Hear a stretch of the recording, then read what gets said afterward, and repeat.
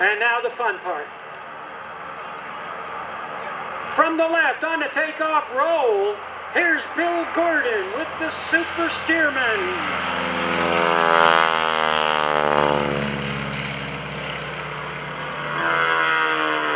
Oh, I love that sound. That is just an awesome sound and sight on takeoff as he goes up and does a hammerhead stall turn. Ladies and gentlemen, how about a big round of applause for Justin Schmidt, the FLS Microjet. There's Bill Gordon doing the aileron at 450 horsepower Super Stearman. Interesting piece of aviation history you're seeing fly there. This is one of the former Red Baron Squadron aircraft. Half Cuban 8 turnaround, bringing it back to Airshow. There's 1, there's 2, there's 3, and there's 4 points of the 4-point hesitation roll, stopping precisely at every 90 degrees. Justin, I want to tell you, if you can't find a place to park that airplane, my driveway is open.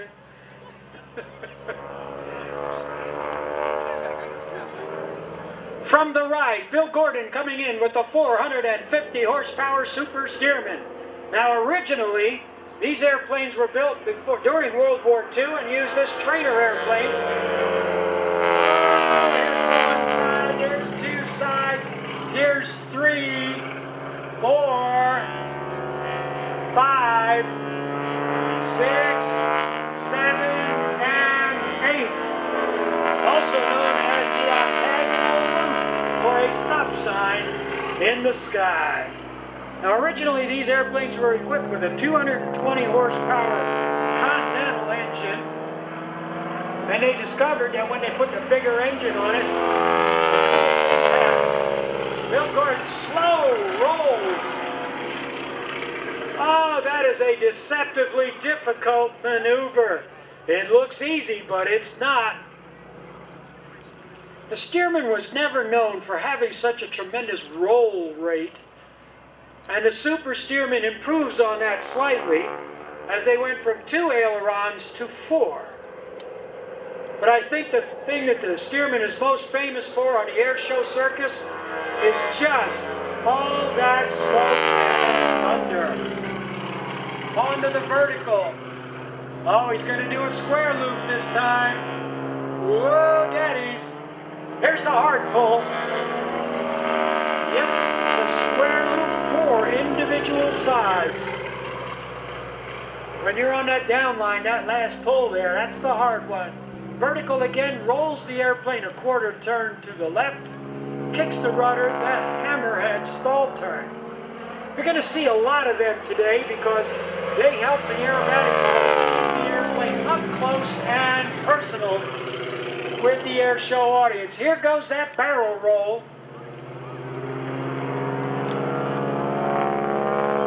By the way, for those of you who like convertible cars or riding motorcycles, this is an open cockpit airplane.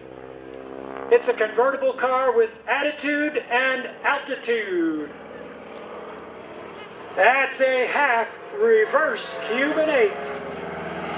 Notice this airplane is very gentle in the maneuvers. This airplane is probably the better part of 70 years old as he does an inside loop there. Inside, also known as a barnstormer loop. He's onto the vertical again. As he gets to the top, he's weightless, hanging by the belts. There's another half reverse.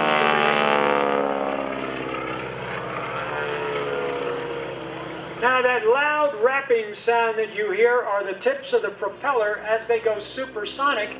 That throaty rumble after that is the engine. There you go. That's a full reverse Cuban 8.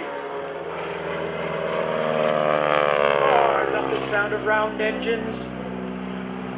There's an aileron roll. Ladies and gentlemen, I am a motorhead. From the smallest of model airplane engines all the way up to the big rocket engines that NASA has in their inventory. If it's turning fuel into horsepower, I'm a huge fan of it. There isn't an engine in the world that doesn't give me a thrill when you first start it up.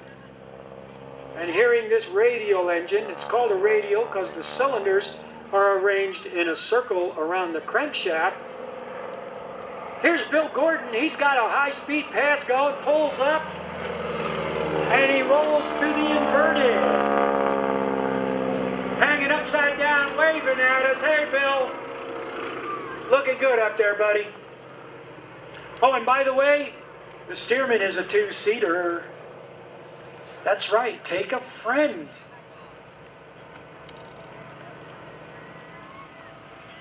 I've had the opportunity to fly in 2 Stearmans, and the only thing you can really say about it is that it was wonderful. Get your cameras and camcorders out. Here comes a photo pass. Bill Gordon and the 450 horsepower Super Stearman.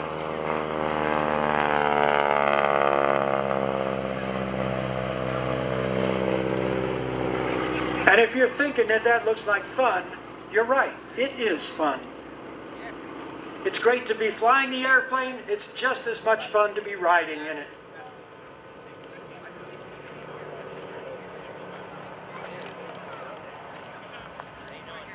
You know, there were over 10,000 Stearmans built back in the day of World War II. It was used as a primary trainer. It was a handful. They didn't call it the Yellow Peril for nothing. Of those 10,000 aircraft built, there are only 1,000 of them left.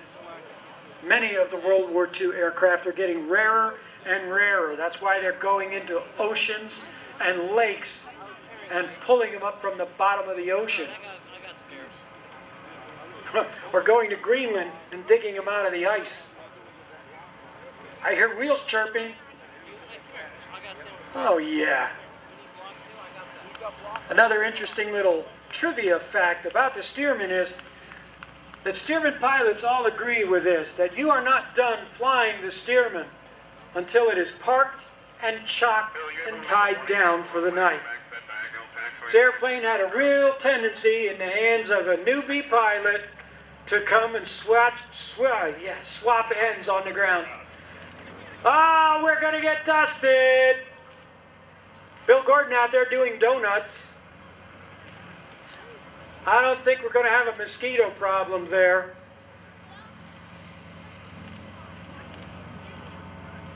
There are a lot of pilots on the airshow circuit like to do that, and I happen to be a big fan of doing those, what they call burnouts. Now, Bill Gordon is going to taxi back in. He's going to be closer to the crowd. Please, take your hat, your program, anything you got, and wave it at him as he goes by. Uh-oh, is he going to do it again?